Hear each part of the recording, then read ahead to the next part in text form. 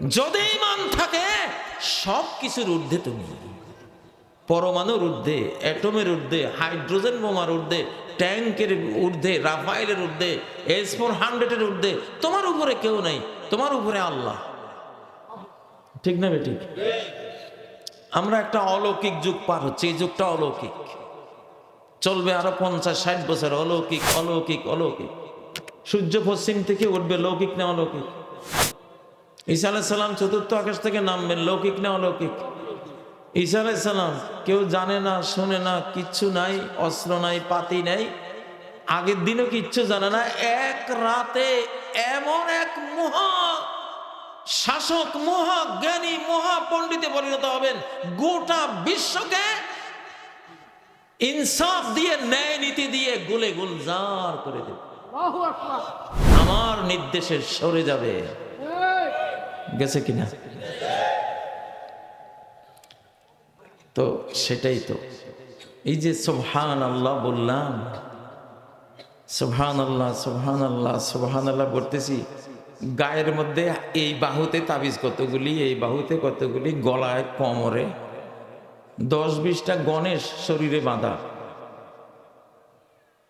10-20টা গণেশ শরীরে বাঁধা। আমরা জানি না যে আমরা কি বলছি সুবহানাল্লাহর মধ্যে, ঠিক না?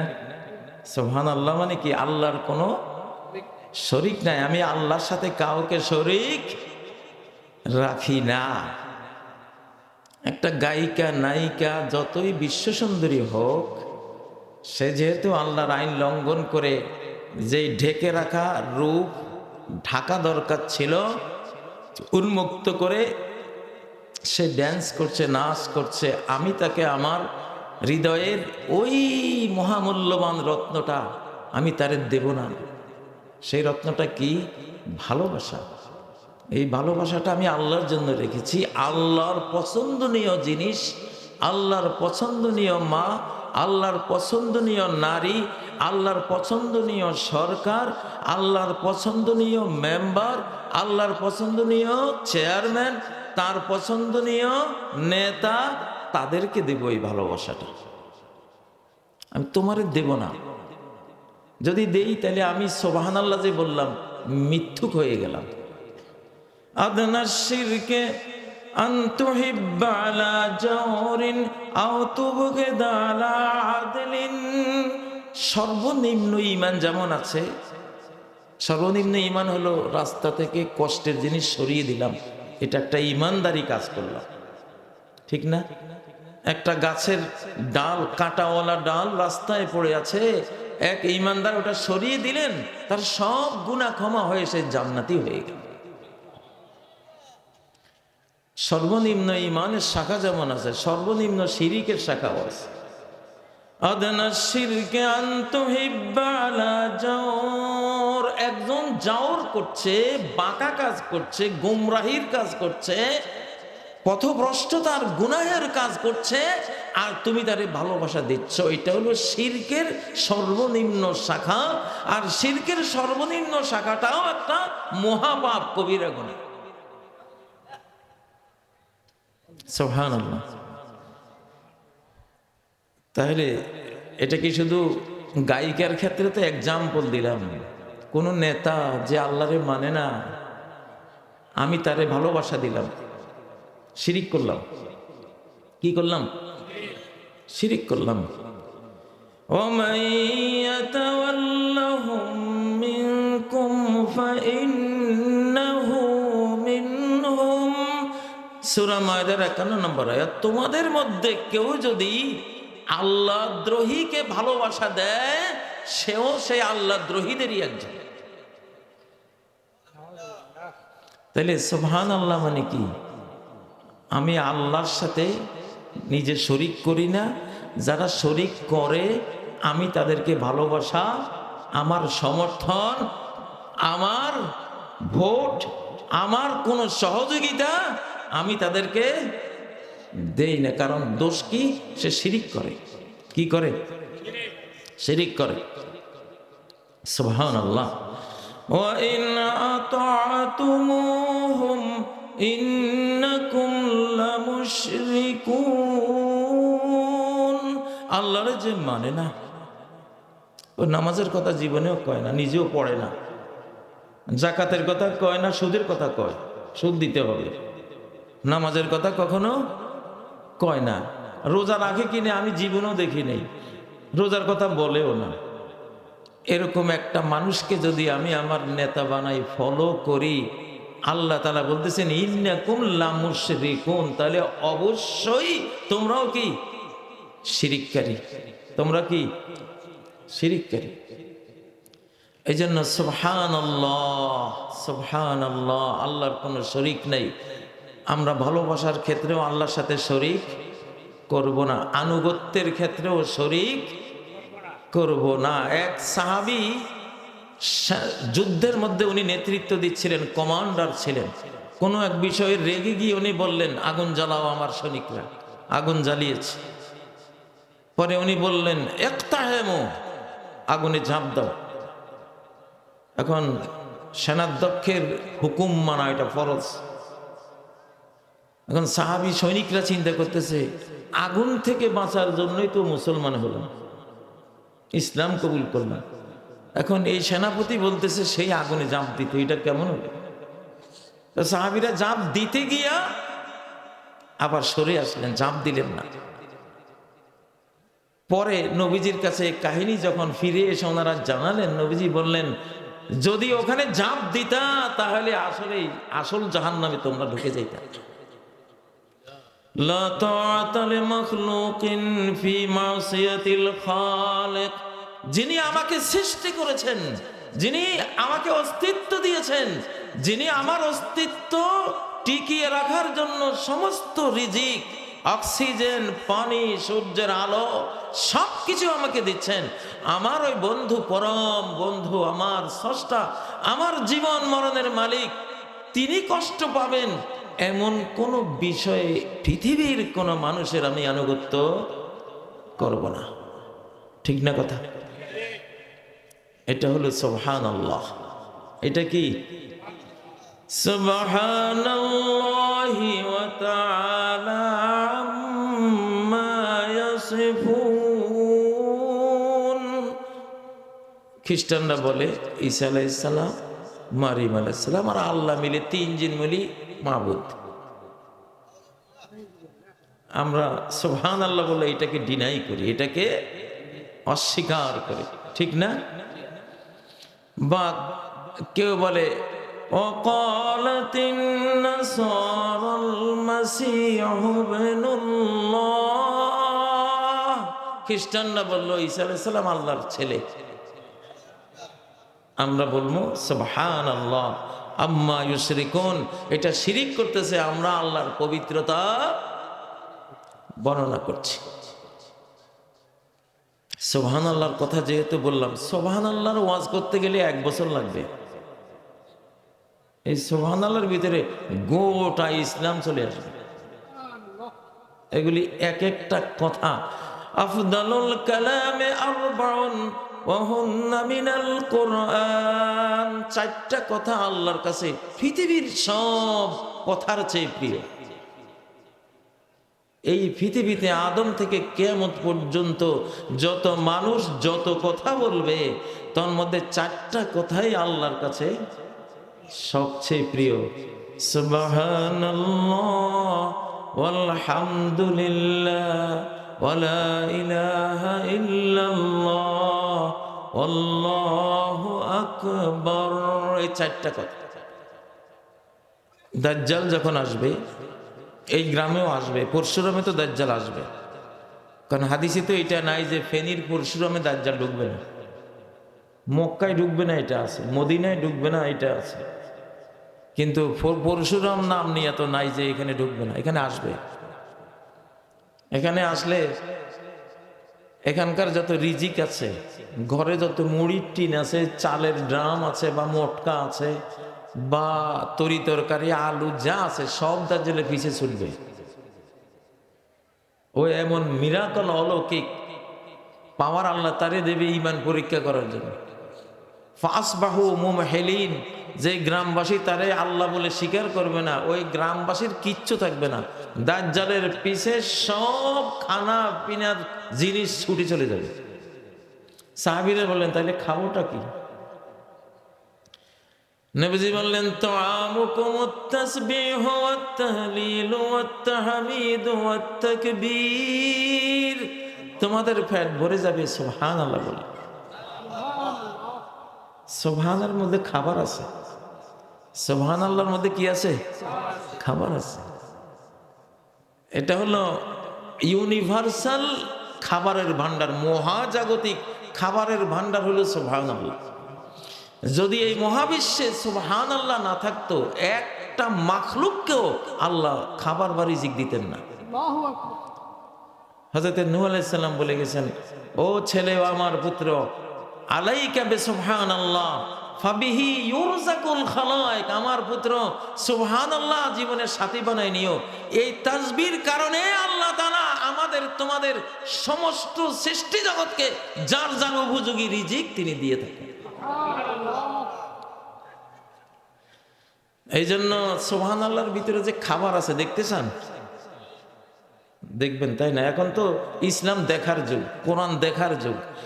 সানুরিহিম আয়াতিনা ফিল আফাকি ওয়া ফি আনফুসিহিম, আমি শেষ জামানায় আমার বান্দাদেরকে আমার আয়াত বুঝিয়ে ক্ষান্ত হব না, দেখাবো। আমার আয়াত তাদেরকে দেখাবো। দেখেন তো নবীজি বলছেন, মান ক্বালা সুবহানাল্লাহি ওয়া বিহামদিহি গুরিসাত লাহু নাখলাতুন ফিল জান্নাহ, যে ব্যক্তি এই জমিনে সুবহানাল্লাহি ওয়া বিহামদিহি বলল, সে তো ভাববে যে আমি সুবহানাল্লাহি ওয়া বিহামদিহি একটা কালেমা পড়েছি, কিন্তু সে জানে না এইটা চোখের পলকে তার জান্নাতের বাড়িতে চলে গেছে। সেখানে গিয়া এই তাসবিহটা একটা বিশাল খেজুরের বৃক্ষে, ফলবান বৃক্ষে পরিণত হয়ে গেছে। সুবহানাল্লাহর ভিতরে যদি ফল, রিজিক, খাবার না থাকতো, তাহলে এটা খাবার ফলের গাছ হইতো কেমন? ঠিক না বে ঠিক? যাই হোক প্রিয় ভাইয়েরা, আমি যেহেতু সুবহানাল্লাহ পড়েছিলাম, তাসবিহের প্রসঙ্গে কিছু কথা আপনাদের সাথে আলাপ করলাম। তো মূলত ভাবতেছিলাম বিশ্ব পরিস্থিতি নিয়ে কিছু কথা বলা। এখন করোনা ভাইরাসের মতো আরেকটা ভাইরাস শুরু হয়ে গেছে পৃথিবীতে। সেটা ভাইরাস না, সেটা হলো তৃতীয় বিশ্বযুদ্ধ। তৃতীয় বিশ্বযুদ্ধের, অ্যাটমিক যুদ্ধের, পারমাণবিক যুদ্ধের ভাইরাস। পারমাণবিক যুদ্ধ অলরেডি তৃতীয় বিশ্বযুদ্ধ লেগে গেছে। তো যেহেতু সারা পৃথিবীর পাপ পুণ্য এখন একই রকম, আমেরিকানরা যে পাপ করে সেটা আমরাও করি। ওরা সুদ খায়, আমরা খাই কিনা? ভেনেজুয়েলায় যদি জিনা ব্যভিচার থাকে, বাংলাদেশে আছে কি নেই? ওরা যদি মদ পান করে, আমাদের বাংলাদেশে ইয়াবা, বাবা, বিড়ি, সিগারেট ডজনের রকমের আছে কিনা? ওরা যদি ধর্মনিরপেক্ষতা বা সেকুলারিজম ইত্যাদি শিরিক করে, বাংলাদেশে আছে কিনা? আছে। ওইখানে যদি জুলুম অত্যাচার থেকে থাকে, বাংলাদেশে আছে কিনা? আছে। আধুনিক এই দুনিয়ার চাকচক্যময় মোহে পড়ে পরকাল ভুলে যাওয়া যদি সেখানে আছে, বাংলাদেশে এটা আছে কিনা? যদিও বাংলাদেশে আলহামদুলিল্লাহ আমরা জেগে উঠতেছি, ইনশাআল্লাহ পরকালমুখী আমরা হচ্ছি, কিন্তু 24-এর আগ পর্যন্ত গোটা পৃথিবী এই এক শতাব্দীতে বস্তুবাদী হয়ে গিয়েছিল, দুনিয়াদার হয়ে গিয়েছিল। দুনিয়াদারকে কোরআনের ভাষায় ফাসেক বলা হয়। কি বলা হয়? ফাসেক, ফাজের। ফাসেক ফাআলহামাহা ফুজুরাহা ওয়া তাকওয়াহা, আল্লাহ মানুষকে জানিয়ে দিয়েছেন ফাজেরি, ফাসেকি কি আর তাকওয়া কি। তাকওয়া হলো قد أفلح من زكاها। যেই ব্যক্তি সৃষ্টি থেকে, সৃষ্টির মোহমায়া থেকে নিজেকে পবিত্র, মনটাকে পবিত্র করলো। দুনিয়াকে দেহ দিল, মন দিল না। যে ব্যক্তি দুনিয়াকে দেহটা দিল, মনটা আল্লাহকে দিল। মনটা কার? আল্লাহর। 11টা কসম করে আল্লাহ বলছেন, কদ আফলাহা মান যাক্কাহা ওয়াশ-শামসি ওয়া দুহাহা, কসম সূর্যের আর সূর্যের আলো রোদের, ওয়াল কমারি ইজা তালাহা, কসম চাঁদের, চাঁদ যখন সূর্যের পিছে পিছে যায়, ওয়ান নাহারি ইজা জাল্লাহা, কসম দিনের, এই যে সূর্যের, চাঁদের, দিনের, রাতের, আকাশের, মাটির, এসব মাখলুকাতের কসম করতে করতে লাস্টে বললেন কদ আফলাহা মান যাক্কাহা। এই যে সৃষ্টির ভিড়ে, সৃষ্টি জগতের ভিতরে ডুবে আছো, মনটাও যদি সৃষ্টি কেন্দ্রিক করে নাও, আমি স্রষ্টাকে বলে যাও, তাহলে শেষ হয়ে গেল।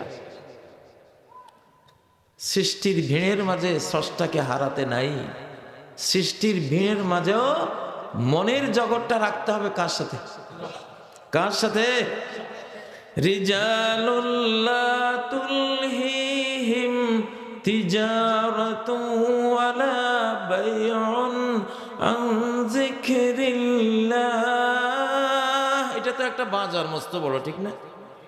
এখানে একটা পরশুরাম বাজার না একটা বিষয়। আল্লাহ যারা মুত্তাকিন তাদের কথা বলছেন, এরা তো এমন যে দোকানদারি, ব্যবসা বাণিজ্য, বেচাকিনি, ট্রেড, কোনো কিছুই আমাকে মনে রাখা থেকে তাদেরকে ফিরাতে পারে না, বিরত রাখতে পারে। আসলে সৃষ্টির কসম করে বলছেন, মনের ভিতরে সৃষ্টির মায়া দিও না, কারণ এই সৃষ্টি তোমার থাকবে না, আমিই থাকবো তোমার। জীবনে যাহারে যেখানে জড়ায় ধরেছি সেই চলে গেছে ছাড়ি। মাকে জড়িয়েছিলাম, এখন মা আছে? নাই। মায়ের আঁচল ছিঁড়ে গেছে। পরে খেলার সাথীদেরকে জড়িয়েছিলাম, খেলার সাথীরা যখন স্কুলে মাদ্রাসায় ভর্তি হয়েছি, সে খেলার সাথীরাও নাই। ছাত্রদেরকে নিয়েছিলাম, যখন পাশ করে বিদায় দিনে বিদায় অনুষ্ঠান করে কান্নাকাটি করে বিদায় নিয়েছি, ছাত্ররাও আর, যেখানে যাহারে জড়ায় ধরেছি সেই চলে গেছে ছাড়ি। আমি এটা একটা কবিতা দিয়া এই স্মৃতিগুলি এঁকে রেখেছি। কবিতাটা এমন: মাতৃমায়ার আঁচল ছেড়ে গেলাম খেলার মাঠে, কদিন পরে সে মাঠ ছেড়ে গেলাম বিদ্যাপীঠে, পড়ালেখার সাথী পেয়ে ভেবেছিলাম মনে, এমনি মায়ায় মুখর বুঝি থাকবো চিরদিনে, পড়ালেখার দিন পুরালে জড়ো হলাম প্রাতে, নয়ন জলে বুক ভাসিয়ে গেলাম যে যার পথে। আমার পড়ালেখার সাথী একজন আছে এখানে, বিদায় অনুষ্ঠানে কত কেঁদেছি। ওই এই যে আমার ক্লাসমেট মৌলানা নূর মোহাম্মদ সাহেব, ফেনী আলিয়ার, একসাথে আমাদের পড়াশোনা। তো যেদিন কামিল পাশ করলাম, বিদায় অনুষ্ঠান হবে, কামিল পরীক্ষা শেষ, বিদায় অনুষ্ঠান হবে, কত কাঁদেছি আমরা। আর কার সাথে কবে দেখা হবে, ঠিক না? পড়ালেখার দিন ফুরালে জড়ো হলাম প্রাতে, নয়ন জলে বুক ভাসিয়ে গেলাম যে যার পথে। আবার এলো যৌবন জুড়ে জীবন রাঙ্গিনী, মনে হলো এবার পেলাম আসল সঙ্গিনী। বিয়ে শাদী, একটা পরিবার সবাই গঠন করলো, তোর মনে হলো এই সেটা বুঝি এক নতুন একটা স্থায়ী জীবন। আল্লাহ কয় রাখ, তোর এইটাও রাখতাম না আমি। কোলের শিশু আসলো যখন মায়ার সুতোয় গেথে, আগের মতো রইল না তার প্রীতি আমার সাথে। এতদিন তো ঘরে ঢুকে আয়সা কই, জায়নাব কই, অমুক কই, স্ত্রীর সাথে মায়া না। যখন কোলে বাচ্চা একটা আসছে, বাবা কই রে, আব্দুল্লাহ কই, আব্দুর রহমান কই, স্ত্রীর মায়া অর্ধেক নিয়ে গেছে ফলাটা, ঠিক না? পুত্র কন্যা নাতি পুতি জড়িয়ে মায়ার জালে, একে একে আসলো গেল সবই আমার কোলে। এক সময় ছেলেরা বড় হয়ে গেছে, এখন ছোট নাতি নাতনি, এগুলি নিয়ে এখন জীবনটা, ঠিক না? এরাও বড় হয়, আমরাও থাকতাম না আর। ভাই বেরাদার বন্ধু স্বজন ভক্ত প্রেমিক মেলা, ধীরে ধীরে ফুরিয়ে এলো জীবন সাজের বেলা। সাইদি সাহেবের মতো মানুষ, মৌমাছির মতো তার মাহফিলে আমরা যেতাম, অথচ জেলখানায় আহারে কি একাকিত্বে এই দুনিয়া থেকে চলে গেল। আমরা কি থাকতে পেরেছি? থাকতে পারিনি। একলা ঘরে একলা খাটে জীবন শেষে এসে জীর্ণ দেহে পড়ে আছি চোখের জলে ভেসে। আসলো না কেউ, থাকলো না কেউ পারাপারের ঘাটে। জীবন সাথী মরণ সাথী আল্লাহ রলেন সাথে। লা ইলাহা ইল্লাল্লাহ, তাই তো বলো মন, আল্লাহ বিনে বন্ধু তোমার নেই যে কোনো জন। লাস্ট দেখবেন, মালাকুম মিন দুনিহি মিন ওয়ালিয়্যিন ওয়ালা শাফি। আল্লাহ ছাড়া না কোনো বন্ধু পাবা জীবন শেষে, কবর লাইফে, অনন্ত লোকে আল্লাহ ছাড়া কাউকে পাবা না। এই দুনিয়াতেও যখন বিপদে পড়ো, দেখবে যে আল্লাহ ছাড়া কেউ নেই। লঞ্চ যখন ডুবে যাচ্ছে, পানি ডুবতে শুরু করেছে, তখন দোয়া ইউনুস ছাড়া কোনো ভাইরে বাবারে মারে কেউ ডাকে? আল্লাহু আকবার। তো আপনাদেরকে আমি বর্তমান যে বিশ্ব পরিস্থিতি আসতেছে, বললাম যে দাজ্জাল এখানে ঢুকবে, খাবার হলো সুবহানাল্লাহ, আলহামদুলিল্লাহ, লা ইলাহা ইল্লাল্লাহ, আল্লাহু আকবার। বোমা এই শহরেও পড়বো, বোমা এই শহরে পরশুরামে পড়বো, ফেনীতে পড়বে, ঢাকায় পড়বে, চিটাগাং, নোয়াখালী, লক্ষ্মীপুর, রংপুর, চিটাগাং, কোনটা বাদ যাইতে না। দলিল দিয়া খান, সূরা বনী ইসরাঈল 58 নম্বর আয়াতে বিস্ময়কর একটা আয়াত আছে, ওয়াইম মিন ক্বরয়াতিন ইল্লা নাহনু মুহলিকুহা। এমন একটা শহর নগর বন্দরও আমি রাখবো না যেটা আমি ধ্বংস করব না, সব ধ্বংস করে দেব। কখন? এই ব্যাপক ধ্বংসযজ্ঞ কখন হবে? কিয়ামত যখন গণাবে তার আগে আগে, মানে এই টাইমটা, আমাদের এই সময়টা। আজকে ইউক্রেন যান, পুতিনে এমন ক্ষেপণাস্ত্র মারছে, শব্দ থেকে কত গুণ বেশি গতিতে গিয়া ওদের যে সংসদ ভবন, প্রেসিডেন্ট ভবন, ওইটা এখন জ্বলতেছে দাও দাও করে। ভেনেজুয়েলার কি অবস্থা, আমাদের গাজার কি অবস্থা, সিরিয়ার কি অবস্থা হয়েছিল, এটা আসতেছে। কারণ পৃথিবীর অপরাধ যদি একরকম হয়ে যায়, শাস্তিও একরকম হয়। অপরাধ যদি একরকম হয়, শাস্তিও কি? পৃথিবীতে কি এক এক চোরের এক এক রকম শাস্তি হবে? চোরগুলি শীত কাটা চোর, এও শীত কাটি ঢুকছে, ও ঢুকছে শীত কেটে, ও তিন চোর, তিনটার বিচার কি তিন রকম হবে? তিনটাই শীতের চোর, বিচারও কি হবে? মার্ডার করেছে, খুন করেছে, এও খুন করেছে, এও খুন করেছে, এও খুন করেছে, বিচার কি? একই রকম। তো অপরাধ একরকম হলে বিচারও কি? আল্লাহ বলেছেন, ফাতাবিরু ইয়া উলিল আবসার। ও দৃষ্টিওয়ালারা, অন্তর্চক্ষুওয়ালারা, বিবেক জ্ঞানওয়ালারা, তোমরা ওই যে আমি এদেরকে ধ্বংস করে দিলাম, কি কি অপরাধে ধ্বংস করলাম, কি কি গুনার কারণে ধ্বংস করলাম, ওই গুনাহ, ওই ভুল, ওই পাপ যদি তোমরা করো, সেই ধ্বংস তোমাদের উপরে আসবে, সেই ধ্বংস তোমাদের উপরেও আসবে। এখন ইরানের অবস্থা জানেন, ইরানে ভয়াবহ অবস্থা চলছে।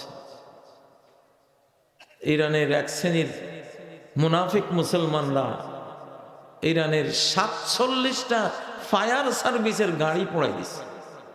কার গাড়ি পোড়াইলা? কার কথায় পোড়াইলা? কার জন্য পোড়াইলা? আমাদের মুসলিমদের সবচেয়ে বড় সমস্যা হলো মুনাফিকি। কি মুনাফিকি? মুনাফিক কারে বলে?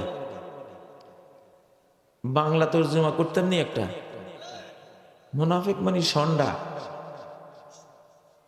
মুনাফিক মানে কি বাংলা তর্জমা আমি করলাম আর কি আজকে, ষণ্ডা। ষণ্ডা কি আরবিতে বলে দব্বন। কে ষণ্ডার তেল বাজারে বিক্রি হয় জানেন না? এই গুই সাপের মতো এতটুকু এতটুকু দেখতে, গুইলের মতো, গুই সাপের মতো, কিন্তু গুই সাপ না, গুইল না, ওটা খাওয়া যায়, ওটা হালাল প্রাণী, আরবরা খায়। আপনি হয়তো আরব দেশে গেছেন, পোলাও আনছে, পোলাও ভিতরে গোস্ত, খুলে দেখেন যে ভিতরে গুই সাপ একটা, আপনি তো বমি করতে করতে মরবেন। কিন্তু ওইটা আসলে গুইল না, ওইটাকে বলে দব্বন। আর দব্য ষণ্ডা, এটা খাওয়া যায়, এটা তেল উপকারী। তো এই ষণ্ডা, আমি মুনাফিকের তর্জমা ষণ্ডা কেন করলাম? ষণ্ডারা করে কি, ওরা যে গর্তের মধ্যে থাকে ওটা দুই মুখ থাকে, দুমুখা। ষণ্ডাদের গর্তের দুই মুখ, একটা মুখ থাকবে ওপেন খোলা, আরেকটা মুখ থাকবে, কেউ যদি তারা এই গর্তে আক্রমণ করে, গর্তে ঢুকে পড়ে, কোনো সাপ বা কোনো মানুষের হামলা হয়, তখন দূরে দেখা যায় না, এরকম জঙ্গলের ভিতরে এই গর্তের আরেকটা গোপন মুখ থাকে। তো ওই গোপন মুখটা সে ওপেন রাখে না, পাতলা করে নিচের মাটি সরাই রাখে, যেন ধাক্কা দিলে ওই মাটিটা সরে গিয়েছে, যান বাঁচাইতে পারে। এই দুই মুখা প্রাণীটাকে ষণ্ডা বলে, বুঝেন না? তো এর এক মুখ হইল খোলা, যে আপনি দেখবেন যে ও সে তো এখানে থাকে, আমার সাথে আছে, এই তো তার মুখ, কিন্তু তার যে গোপন এক মুখ আছে ওইটা আপনি জানেন না। তো মুনাফিক তো এটারে বলে, এমনি ইরানি, কিন্তু ভিতরে তার সম্পর্ক, হ্যাঁ, তার যে ইরানের দুশ্মন, যে ইহুদি নাসারা, ওদের সাথে তার গোপন এক মুখ আছে, বুঝেন না? وَإِذَا خَلَوْا إِلَى شَيَاطِينِهِمْ, যখন তারা এই যে খালাও গোপনে, ওটা গোপন মুখ, তো ওই গোপন মুখ দিয়ে গোপনে যখন তাদের শয়তানদের সাথে মেশে, তখন বলে ইন্না মাআকুম, আমরা তো আপনাদেরই সাথে আছি। বাংলাদেশে এরকম ষণ্ডা মুসলমান আছে না নাই? আমার এখানে কে কে আছেন ষণ্ডা মুসলমান? থাকলে ভাই তওবা করেন। কারণ কি, ষণ্ডা মুসলমান জাহান্নামে ফেরাউনেরও তলে পড়বে, নমরুদেরও তলে পড়বে সে। কারণ নমরুদ খাঁটি কাফের, ফেরাউন খাঁটি কাফের, ভেজাল নাই। আর তুই তো ভেজাল, তুই কাফেরও আবার ভেজাল দাও, ভিতরে ভিতরে তুই কাফের, কাফের সদস্য, এজেন্ট, উপরে উপরে মুসলমান প্রকাশ করেছিস, মুসলমানদের সর্বনাশ করেছিস। ইন্নাল মুনাফিকিনা ফিদ দারকিল আসফালি মিনান নার, যারা মুনাফিক, ষণ্ডা টাইপের মুসলমান, এরা ফিদ দারকিল আসফাল, জাহান্নামের একেবারে সর্বনিম্ন স্তরে গিয়ে পড়বে। আচ্ছা, এখন এই যে পারমাণবিক যুদ্ধ আসতেছে, মহা শক্তি লাগবে আপনার, পরমাণুর চেয়েও বড় একটা ক্ষমতা লাগবে বাঁচার জন্য। নিবেন কেউ সেই ক্ষমতাটা? কারা কারা হাত তোলেন, এমনি দিব না। নারায়ে তাকবীর, নারায়ে তাকবীর, তাকবীর, তাকবীর, তাকবীর, তাকবীর, তাকবীর। সেই ক্ষমতাটা লাগবে। হযরত ইব্রাহিম আলাইহিস সালাম তো একটা ক্ষমতা দিয়া নমরুদের আগুনের ভিতরেই তিনি জান্নাতি সুখ শান্তিতে তিনি ছিলেন কিনা? তা আগুনই তো, অ্যাটম বোমার মধ্যে, পরমাণু বোমার মধ্যে সে আগুনই তো আছে। आगा है औलाद इब्राहिम है नमरूद है, क्या किसी को फिर किसी का इम्तिहा मकसूद है। পৃথিবীতে এখনো আগুন আছে, নমরুদও আছে, আওলাদে ইব্রাহিমও আছে, আছে না নাই? ওই ইব্রাহিমকে পরীক্ষা করেছ আগুন দিয়া, পোড়াইতে পারো নাই, পোড়াইতে গিয়া এমন এক সুখ শান্তি দিছিলা। হযরত ইব্রাহিম বলতেন যে এই যেই সময়টা আগুনের ভিতর কাটিয়েছিলাম, পৃথিবীতে এত শান্তি সুখ আমি আর কোনো সময় পাইনি। আল্লাহু আকবার, সুবহানাল্লাহ। তুমি পরমাণু মারলে, ইব্রাহিম ঈমান, হযরত ইব্রাহিম ছিলেন আল্লাহর সাথে যে তার আলটিমেট ফ্রেন্ডশিপ, অনন্ত বন্ধুত্ব ছিল, সেই বন্ধুত্ব যদি আমরা নিতে পারি, ইনশাআল্লাহ পরমাণু বোমার বিস্ফোরণের ভিতরে আমরা ইব্রাহিমী সুখ শান্তি এই যুগেও আমরা পাইতে পারি ইনশাআল্লাহ। ওয়ান্তুমুল আলাউনা ইন কুনতুম মুমিনিন। যদি ঈমান থাকে সব কিছুর ঊর্ধ্বে তুমি, পরমাণুর ঊর্ধ্বে, অ্যাটমের ঊর্ধ্বে, হাইড্রোজেন বোমার ঊর্ধ্বে, ট্যাঙ্কের ঊর্ধ্বে, রাফাইলের ঊর্ধ্বে, S-400 ঊর্ধ্বে তোমার উপরে কেউ নেই, তোমার উপরে আল্লাহ। ঠিক না বেঠিক? আমরা একটা অলৌকিক যুগ পার হচ্ছে, এই যুগটা অলৌকিক, চলবে আরো 50-60 বছর। অলৌকিক অলৌকিক অলৌকিক। সূর্য পশ্চিম থেকে উঠবে, লৌকিক না অলৌকিক? ঈসা আলাইহিস সালাম চতুর্থ আকাশ থেকে নামবেন, লৌকিক না অলৌকিক? ঈসা আলাইহিস সালাম কেউ জানে না, শোনে না, কিচ্ছু নাই, অস্ত্র নাই, পাতি নাই, আগের দিনও কিচ্ছু জানে না। এক রাতে এমন এক মহা শাসক, মহা জ্ঞানী, মহা পণ্ডিতে পরিণত হবেন, গোটা বিশ্বকে ইনসাফ দিয়ে, ন্যায় নীতি দিয়ে গুলে গুলজার করে দেবে। আমি একটা হাদিস এই 2-3 দিনে বুঝতেছি, অথচ 40 বছর শিক্ষকতা করেছি। মৌলানা নূর মোহাম্মদ ভাই এখানে আছেন, ছাত্র জীবনে পড়ছে। আমি ক্লাস 6 থেকে সহিহ বুখারী পড়তাম, চুরি করে পড়তাম। বুখারী শরীফ এত বড় কিতাব, আমি ভাবতাম আমি এই ছোট ছোট বই এগুলি পড়ে আমার মন ভরে না, একটা বড় কিতাব পড়ব। যখন ক্লাস 6-এ পড়তাম তখন লাইব্রেরিতে ঢুকে দরজা জানালা বন্ধ করে বুখারী খুলে পড়তাম।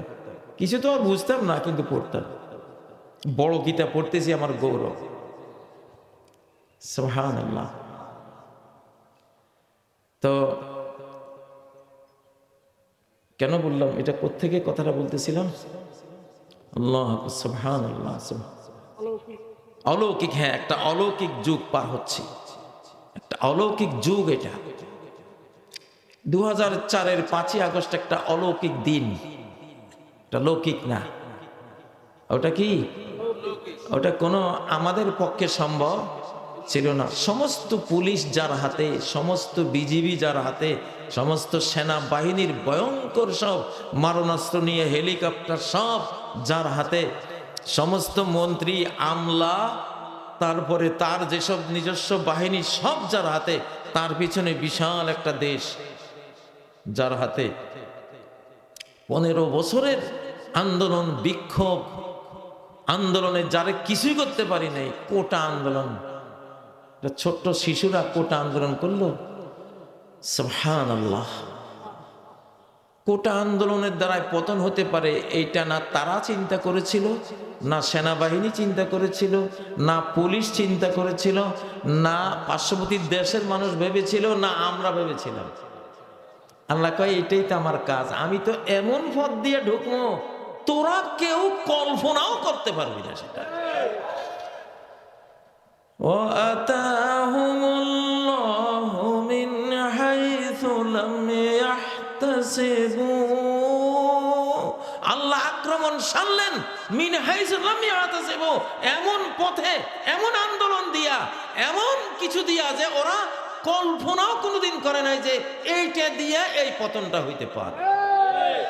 তাকবীর, তাকবীর। তো অলৌকিক, সেটা কি? এই যুগটা পুরা অলৌকিক। এখন একটা ধোঁয়া এসে 40 দিন গোটা পৃথিবী কালো ধোঁয়ায় ছেয়ে যাবে, কাফেরদের অবস্থা বেহাল হয়ে যাবে, মুমিনদের শুধু সর্দি হবে, তারা মরবে না। কাফের অবস্থা ভয়াবহ হবে। লৌকিক না অলৌকিক? অলৌকিক। হযরতে মাহদী আলাইহিস সালাম আসবেন, ৭০,০০০ সৈন্য যাবে সিরিয়া থেকে ওনাকে হত্যা করার জন্য। মক্কার মদিনার মাঝখানে বাইদা নামক স্থানে গোটা বাহিনীকে মাটি কারুনের মতো গিলে খাই ফেলবে। লৌকিক না অলৌকিক? অলৌকিক। ঈসা আলাইহিস সালাম আসবেন নিঃশ্বাস লইয়া, চোখ দৃষ্টি যত দূর যাবে নিঃশ্বাস তত দূর যাবে। বায়োলজিক্যাল অস্ত্র, জীবাণু অস্ত্র। চোখ যদি ১০০ কিলোমিটার যায়, নিঃশ্বাসও ১০০ কিলোমিটার। এবং এই রেঞ্জের মধ্যে, দূরত্বের মধ্যে যত বেঈমানের গায়ে ওনার নিঃশ্বাস লাগবে, লবণের মতো গলে ওখানে পানি হয়ে যায়। লৌকিক না অলৌকিক? আপনারা অলৌকিক যুগে আছেন, মানে আল্লাহ ডাইরেক্ট দুনিয়া চালাচ্ছেন এখন। সরাসরি সরাসরি আল্লাহ যে চালাচ্ছেন দেখেন না। আন্তর্জাতিক আইন কানুন কিচ্ছু এখন আর নাই। আল্লাহর শাস্তির বিধানটা পৃথিবীতে নামছে। একটারে দিয়ে আরেকটারে শেষ করে দিবে আল্লাহ, একটারে দিয়ে আরেকটারে। হযরতে আয়েশা সিদ্দিকার একটা রাষ্ট্রবিজ্ঞানিক কথা আছে সহিহ বুখারীতে, যে কানা ইয়াউমু বুআস ইয়াউমুন কদ্দামাহু আল্লাহু লিরাসূলিহি, যে নবীজির মদিনা আসার আগের বুআস যুদ্ধের দিনটা ছিল এমন একটা দিন, যে দিনটা আল্লাহ তার নবী মুহাম্মদ সাল্লাল্লাহু আলাইহি ওয়াসাল্লামের জন্য ঘটিয়েছিলেন। কারণ সেই বুআস যুদ্ধে আউস গোত্র, খাজরাজ গোত্র, এই দুই গোত্রই মদিনার শাসক ছিল। দুই দল লাইগা, আউসেরও শেষ নেতারা সব, খাজরাজেরও সব নেতারা শেষ, কেউ নেই। এই শূন্য স্থানে এসে মুহাম্মদ সাল্লাল্লাহু আলাইহি সাল্লাম রাষ্ট্রপ্রধান হলেন। সেই রাষ্ট্রবিজ্ঞানটা এখন আমার মনে আসতেছে, যে এই যে লাগালাগি হয়েছে না, আল্লাহ তাআলা মাঠ সাফ করে দিবে, রোড ক্লিয়ার। কি হবে এখন? রোড ক্লিয়ার হইলে তো না, এখানে ইমাম মাহদী আইসা কইবে হ্যাঁ ইনশাআল্লাহ। ভাই এমন জুলুম অত্যাচার এখন হবে, কোন জাতিসংঘ, কোন নিরাপত্তা পরিষদ, কোন মানবাধিকার কিচ্ছু থাকবে না। কামা মুলিআত যুলমান ওয়া জাওরা, এই হাদিসটা আমি এখন বুঝতেছি 3 দিন। ভেনেজুয়েলার এই ঘটনার পর থেকে এই হাদিসটা বুঝতেছি, যে নবীজি বলছেন জুলুমে, অত্যাচারে, নির্যাতনে গোটা পৃথিবী টইটম্বর হয়ে থাকবে, ভরপুর হয়ে থাকবে। ওইখানে এসে ইমাম মাহদী গোটা পৃথিবীকে শান্তি, ইনসাফ, জাস্টিস দিয়া পরিপূর্ণ করে দেবেন। কারো দাঁতের, দুই দাঁতের মাঝখানেও যাতে যদি কারো হক ঢুকে থাকে, ইমাম মাহদী দাঁতের ভিতর থেকে বাইর করে দেবেন। আমার কষ্ট হইতো এই হাদিসটা আমি পড়াইছি, 40 বছর পড়াইছি। কামা মুলিআত যুলমান ওয়া জাওরা, জুলুমে, অত্যাচারে পৃথিবী। এখন পৃথিবীতে কোনো আইন নেই, এখন শক্তির অপর নাম শান্তি। শক্তির অপর নাম শান্তি। শক্তি নাই, আপনার শান্তি নেই। শক্তি আছে, ডক্টর ইউনূস সাহেব তাড়াতাড়ি শক্তি অর্জন করেন, আমরা আছি আপনার সাথে, আল্লাহ আছেন ইনশাআল্লাহ। ঠিক না কি? এই যে হাদি বলে গেছিল না, ঘাস খাইয়া হইলেও বাংলাদেশ অস্ত্র বানাও, অস্ত্র আনো। ঠিক না? আলহামদুলিল্লাহ।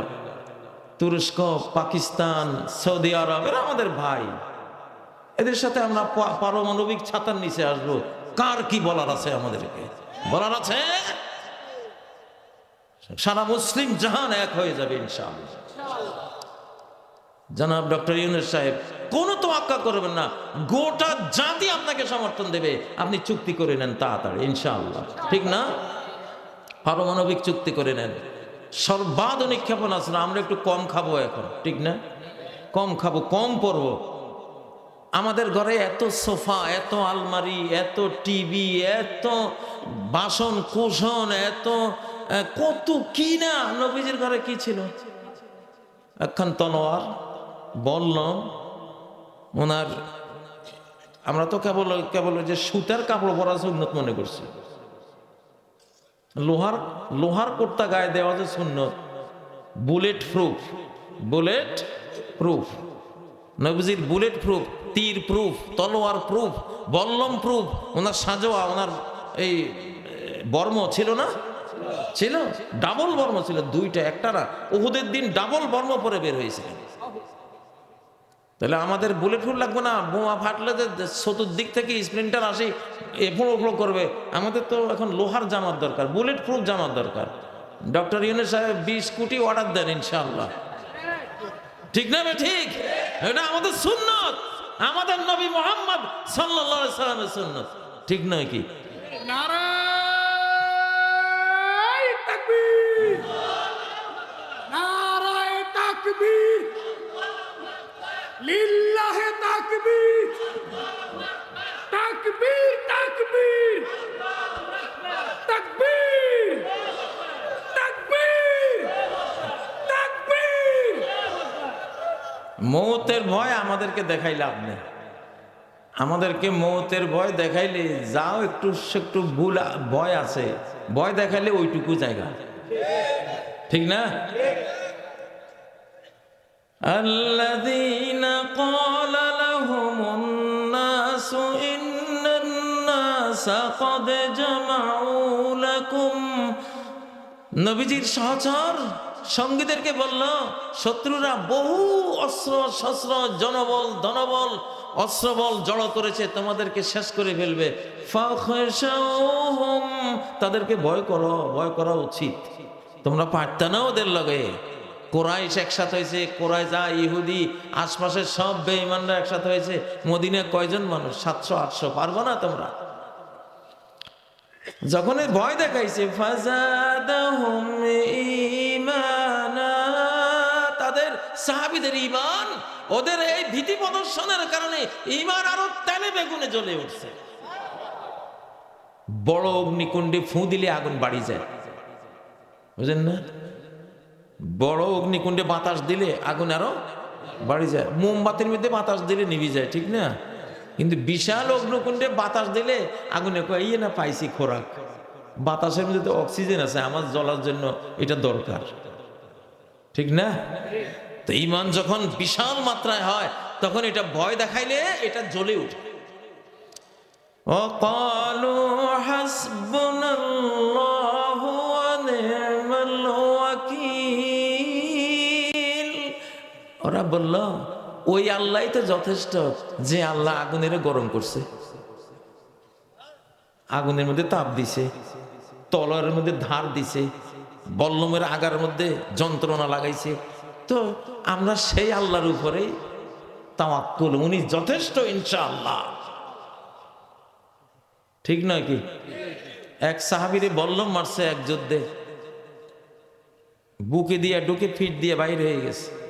উনি চিৎকার দিছে, ফুস্তু রাব্বিল কাবা, কাবার রবের কসম, আই এম সাকসেসফুল, আমি সফল হয়ে গেলাম। যে মারছে কাহারে, কি জন্য মারলাম, হইল কি? মারছি তো ওরা কষ্ট দেওয়ার জন্য, উল্টা হয়ে কয় আমি সাকসেসফুল হয়েছি।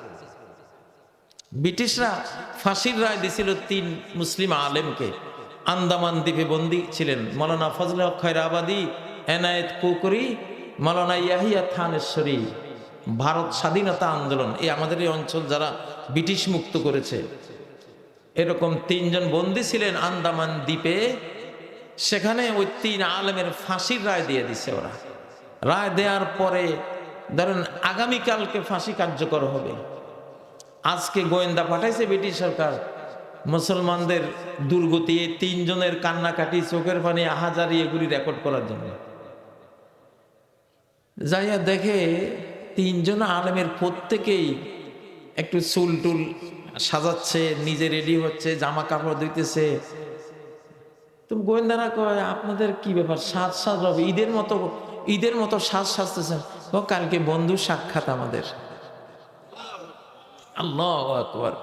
কে ইয়ারে ওয়াসলে, কে ইয়ারে বরখুরদাজ ওয়াসলে ইয়ারে। কালকে হলো ওই দিন যে এক বন্ধু তার বন্ধুকে পেয়ে আনন্দের সুফল ভোগ করবে। কালকে আমাদের সেই দিনটা। আল্লাহ কয় আমারে ভালোবাসবি তাহলে জান নিয়ে নেব, জান নিয়ে তোরে চিরস্থায়ী হায়াত জান্নাত দিয়ে দেব, রাজি আছে? তো এই জান তো এটা এমন যাইবে অমন যাইবে, কোন এটা রাখে লাভ আছে? নদীর কূলে আপনার বাড়ি, ফাটল দিছে বিশাল, আপনার বিল্ডিংটা যে কোনো সময় তলায় যাবে। এখন যদি কোনো লোক আসি কয় ভাই তোমার বাড়িটা বিক্রি করবানি, দাম আছে 1 কোটি টাকা, আমি 10 কোটি টাকা দেব। আপনি কবেন কি লোক, ফাটল দিছে কতক্ষণ পরে বিলীন হয়ে যাব, 1 কোটি টাকার দাম না, 1 টাকারও দাম না, 10 কোটি টাকা। ভাই তাহলে দেরি করো না ভাই। এরকম ব্যবসা করতে কোনো দেরি করার সুযোগ আছে? তো ভাই হায়াত শেষ তো আমরা জানি, ফাটল তো দিয়ে থুইছে, আজরাইল তো জান এটা লইয়া যাইব, এটা তো সবাই জানি। আল্লাহ যদি কয় তো যদি আমারে দেশ তাহলে তোরে আমি ফেরদাউসে আলা দান করে দেব, তোরে এক অমরত্ব, অমর লাইফ তোরে আমি দান করব, কবরেও তোরে রিজিক খাওয়াবো। সুবহানাল্লাহ। তাহলে এই জীবন দিতে কোনো দেরি করার সুযোগ আছে? ইনশাআল্লাহ। যতই ভয় দেখাই বা কাজ হবে না। বাংলাদেশ জেগে উঠছে আলহামদুলিল্লাহ। বাংলাদেশ, আমি ভুলে যাচ্ছি না, আমি আপনাদেরকে বলবো পরমাণু যুদ্ধ হলেও কি দিয়ে বাঁচবেন ইনশাআল্লাহ। একটা নিরাপত্তার ছাতা আপনাদেরকে বলবো, সূরা বনী ইসরাইলের 45 নম্বর আয়াত, ওইটা দিব। তার আগে একটু বলি, বাংলাদেশ যে জেগে উঠছে, বাংলাদেশ এতকাল যাদের হাতে ছিল এরা হলো মুরগি। এতকাল যাদের হাতে ছিল তারা কি? তারা মুরগি। বুঝছেন আমি কাদের কথা বলতে চাচ্ছি এটা তো জানেন না। তাদের চিকেন নেকও আছে, মুরগির গলা। তো যা মুরগির গলা, শুধু কি গলা থাকে না, লগে মুরগিটাও আছে। তো বাংলাদেশ এতদিন যাদের হাতে ছিল তারা হলো মুরগি। এখন মুরগির বাসার মধ্যে ফুটাইছে হাঁসের বাচ্চা। কিসের বাচ্চা? হাঁসের বাচ্চা। তো মুরগি হাঁসের বাচ্চা ফুটাইছে, ফুটাইবার সময় তো তার কোনো আপত্তি নেই, ফুটাইতে আছে, তার ভালো লাগতেছে, তাপ দিতেছে। তাপে যে কি হইব এইটা তো আর বেচারি মুরগি জানা নাই। কষ্ট মষ্ট করিয়ে নিজে না খাইয়া না দাইয়া এই লং টার্ম তাপ দিয়া যত রকমের নার্সিং করা লাগে সব দিয়া ফুটাইছে। ফুটাই লইয়া বাইরেছে, হ্যাঁ দেয় যে সবগুলি পুকুরের দিকে চাপ দিছে। আরে কপাল, এইগুলি কি রে, কোন কলিকালের কি কলিযুগ। ফুটাইলাম বাচ্চা এরা সব পানি যান, আমি তো পানি জাপ দিলি তো আমার মরণ। কত দেখছি আমি শিশুকালে, মা মুরগি এখন পুকুর ফাড়ে বসে বসে জুড়ে। আরে কপাল, এত কষ্ট কারালে করলাম। হেরা তো আমরা জিজ্ঞাসা কর না, হেরা এখন পানি পাইয়া আমারে বলে গেছে। হেরা কি সুন্দর আনন্দ করতেছে, ছোট ছোট মাছ ধরে খাইতেছে, শামুক খাইতেছে, ও বুড়িয়া ফেনা, ওই যে ছোট ছোট ফেনা খাইতেছে, ঠিক না? বাংলাদেশের যুবকরা হলো হাঁসের বাচ্চা, আমাদের জেনজি প্রজন্ম হলো হাঁসের। এই যে এগুলি সব হাঁসের চা ফুটছে কিন্তু মুরগির বাসা। এখন মুরগিগুলি চাইয়া চাইয়া দেখে, আরে কপাল, কি ফুটাইলাম এগুলি, ফুটবল খেলার মধ্যে নারায় তকবিদ্যা। এই ছিল কপালে। ওদেরকে শিখাইছি একটু মূর্তির কথা কবি, জয় অমুক, ঠিক না? হায় হায়, আমি খালি এখনকার তরুণদের অবস্থা দেখলে আমার মুরগি মানে হাঁসের বাচ্চা ফুটানো মুরগির কথা মনে পড়ে। যাক ফুটাইছো তো, এই ক্রেডিটটা তোমারে দিলাম আমরা, তবে কিছু করার নাই। এগুলি পানির জিনিস, পানিতে যাবেই। মুসলিম পানি হলো জ্ঞান, জ্ঞান আর পানি একই জিনিস। পানি দিয়া হলো এই পৃথিবীর জীবন, জ্ঞান দিয়া আমাদের এই অন্তরের জীবন, ঠিক না? আনতা জালাল কুরআন রাবিআ কলবি, হে আল্লাহ কোরআনকে আমার হৃদয় মরুভূমির জন্য বসন্তকালের বৃষ্টি বানাইয়া দাও। রবির দুই অর্থ, রবি মানে বাসন্তী বৃষ্টি, রবি মানে খাল, ক্যানেল, নদী, ঝর্ণা। কোরআন একটা ঝর্ণা। ঝর্ণা যেমন মরা মাটিকে জীবিত করে দেয়, সবুজ শ্যামলিমায় ভরে দেয়, কোরআনও মরা অন্তরকে ইমানের চারা গাছ দিয়া সবুজ প্রাণবন্ত সতেজ করে দেয়। তাহলে বাংলাদেশে বিগত 15 বছরে মুরগিয়ে তাপ দিয়া যেগুলি ফুটাইছে, এগুলি মুরগির বাচ্চা না হাঁসের বাচ্চা? তাকবীর, তাকবীর। হাঁসের বাচ্চা কি সবসময় বাচ্চা থাকবো না, আরো বড় হইব? ওরে আল্লাহ রে, বড় হইতে গিয়ে দেখে সব রাজহাঁসের বাচ্চা। ডানা কি এক একটা, আমাকে আলহামদুলিল্লাহ। ওয়ামাকারু ওয়ামাকারাল্লাহ,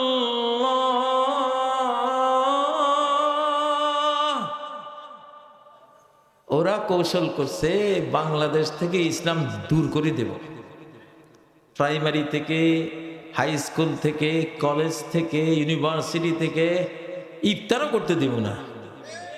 ঠিক না বে ঠিক? গরু গোস্ত খাইতে পারবি না ওইখানে। মাদ্রাসায় পড়লে কি হবে? দুর্গার কথা মাদ্রাসার বই তো লেখা থাকবে, পড়তে হবে। ওরা টেক্সট বুকগুলি থেকে ইসলাম, ইসলামী লেখক, ইসলামী প্রবন্ধকার, নজরুলের কবিতা, জসিমের কবিতা, ফররুখের কবিতা সব বিতাড়িত করে দিছিল। আল্লাহ কয় রাখ রাখ, কৌশল আমারও তো আছে। আল্লাহ তাআলা ইলেকট্রনিক ডিভাইসগুলি, এই যে মোবাইল, এই মোবাইল দিয়েই তো সমাজ নষ্ট করেছিস। আল্লাহ মোবাইলে ঢুকাই দিয়েছে আলেমদের ওয়াজ, তাফসির মাহফিল, হায় রে বক্তৃতা। ঠিক না বে ঠিক? যত পৃথিবীর যত মুফাসসির আছে, ইংরেজি, বাংলা, আরবি, উর্দু, যে যেটা বুঝে সব এখানে পাওয়া যায় কিনা? আবু সুলাইল মাফি আখিরিজ জামান, মুসনাদে দারমির হাদিস। আল্লাহ বলেন হাদিসে কুদসি, আমি আল্লাহ দায়িত্ব নেব একটা, শেষ জামানায় তো আমার বান্দা বান্দিরে তোরা শিখতে দিবি না, তোরা আমার কোরআনের শিক্ষা তুলে দিবি অধিকাংশ বিদ্যালয় থেকে। তো আমি আল্লাহ গোপনে একখান কাজ করব।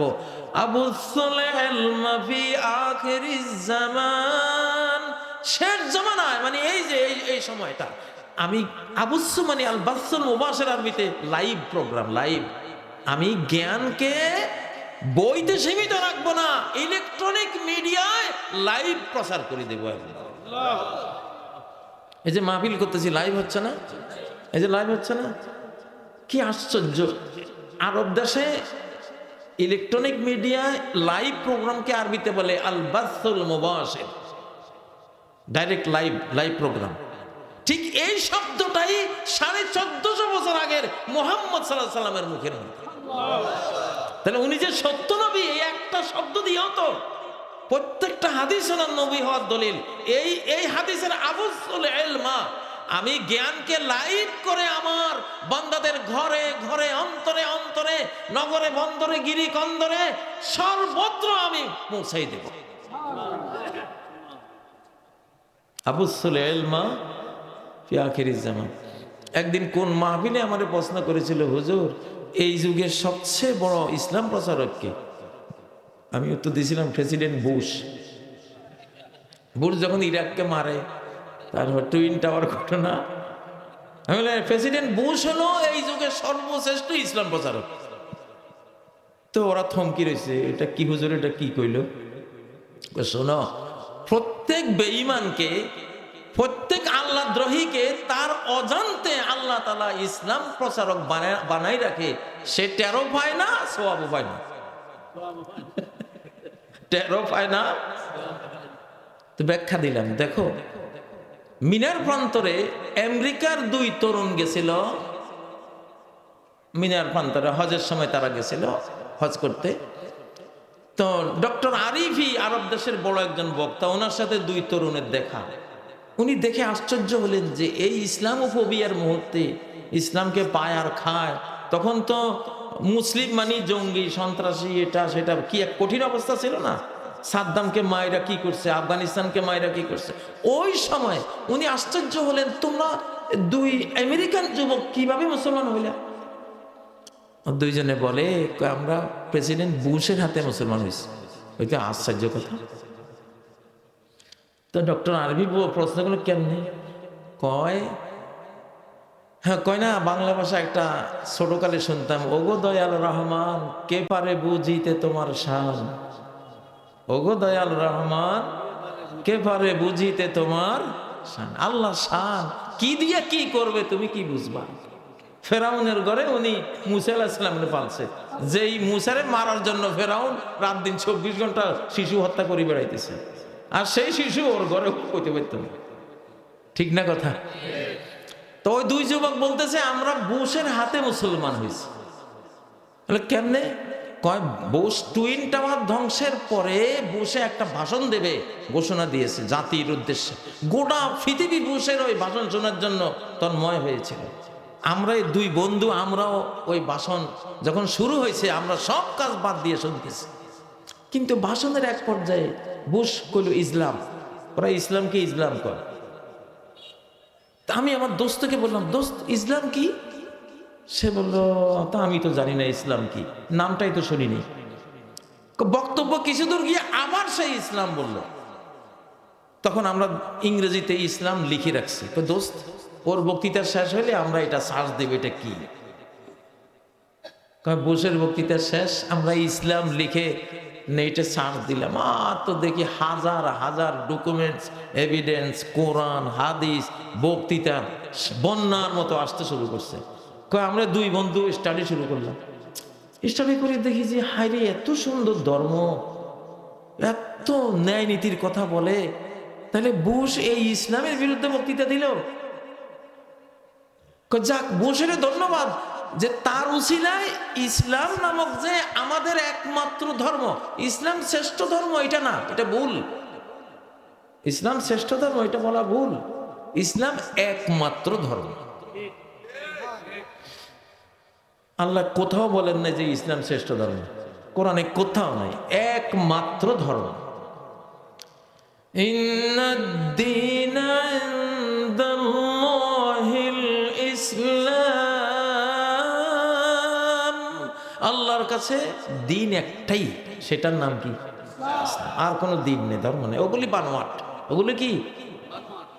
তো বুশকে ধন্যবাদ যে আমার যেই আসল ধর্মটা আমি হারাই ফেলেছিলাম, আল্লাহ তারে বুশকে নিয়োগ দিছে যে বুশ আজও 300-400 কোটি মানুষ ইসলাম শব্দটাই শুনে নাই। হ্যাঁ, এটা জাকির নায়েক দি কইলেও তো, জাকির নায়েক দেখলে ও কই তো মুসলমান তো কইবে, ওর কথা কে শুনি? বাদ। কোন আলেমের দিয়া ইসলাম শব্দগুলি এত শত কোটি মানুষের কাছে পৌঁছাবার আর কোনো এরকম ব্যক্তি আর কেউ নেই। তুমি আছো বুশ, তুমি কইলে ইউরোপ শুনবে, অস্ট্রেলিয়া শুনবে, রাশিয়া শুনবে, আফ্রিকা সবাই শুনবে, ঠিক না? পরাশক্তি আল্লাহ বুশের নিয়োগ দিছে, তুমি কিছু করা লাগবে, তুমি দুর্নামে করো ইসলামের, সমস্যা নাই, তুমি দুর্নামে করো, দুর্নাম করলেও লস নাই। আপনি যদি মেসকে আম্বরের শিশির উপরে গোবর মাইকা কন, এটা একেবারে একটা বিষ্ঠা। আচ্ছা 10 জনে বিশ্বাস করলো, একজনও তো অন্তত কইব যে আচ্ছা আচ্ছা পরিষ্কার করি দেখি না রে কি আছে এটার ভিতরে। যখন পরিষ্কার করি নাকের কাছে নিল, হায় হায় রে মৃত্যুকে কি কইল, দুনিয়া মাথানো সুবাস, ঠিক না? আল্লাহু আকবার। নেগেটিভ প্রচারণাও কিন্তু প্রচারণা, দুর্নামও একটা প্রচারণা। একজনের স্ত্রী তার সাথে স্বামীর সাথে খুব মানে এমন রাগ হয়েছে, কথা কয় না, দিন যায় রাত যায়, কথা এখানে বেচারা তো একেবারে আধা মরা। তো বিরক্ত করতে করতে একদিন একসময় স্ত্রী গালি একটা দিছে, যাক আল্লাহ আলহামদুলিল্লাহ, যাক কথাটা তো কইছি।